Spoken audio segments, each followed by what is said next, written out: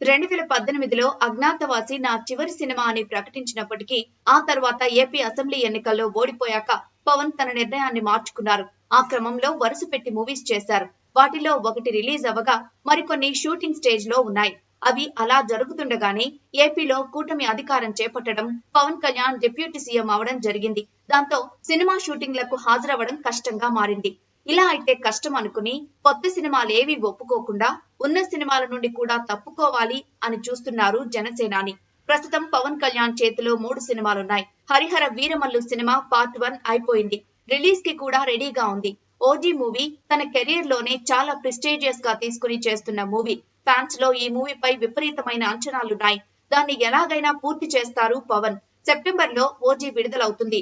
ఇక మూడోది హరీష్ శంకర్ దర్శకత్వంలో ఉస్తాద్ భగత్ సింగ్ మొదలు పెట్టారు పవన్. కొన్ని రోజులు షూటింగ్ కూడా చేశారు. అయితే ఓవైపు రాజకీయాల్లో కొనసాగుతూ మరోవైపు ఉస్తాద్ భగత్ సింగ్ కు కాల్ షీట్లు కేటాయించడం ప్రాక్టికల్ గా సాధ్యం కాదనే విషయాన్ని పవన్ గ్రహించారు. దాంతో ఈ మూవీని ముందుకు తీసుకెళ్లకూడదని ఆయన నిర్ణయించుకున్నట్లు తెలుస్తోంది.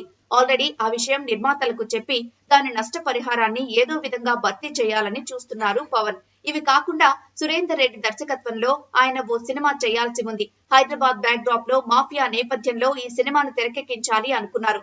సినిమాను కూడా అధికారికంగా ప్రకటించారు. కానీ ఈ సినిమా సెట్స్ పైకి రావడం కష్టమనే విషయాన్ని ఒక సందర్భంలో నిర్మాత ప్రస్తావించారు.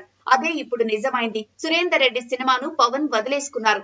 ఈ లెక్కన చూసుకుంటే హరిహర వీరమల్లు పార్ట్ 2 కూడా రావడం కష్టమే. దీంతో పాటు హరీష్ శంకర్, సురేందర్ రెడ్డి సినిమాలు కూడా ఆగిపోయినట్లే.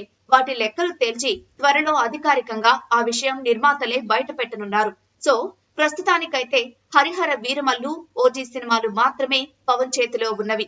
ఆ విధంగా పవన్ కెరియర్ లో చివరి సినిమా ఓజీ అవుతుంది. ఇకపై ఆయన పూర్తి స్థాయిలో రాజకీయాలకే పరిమితం కానున్నారు.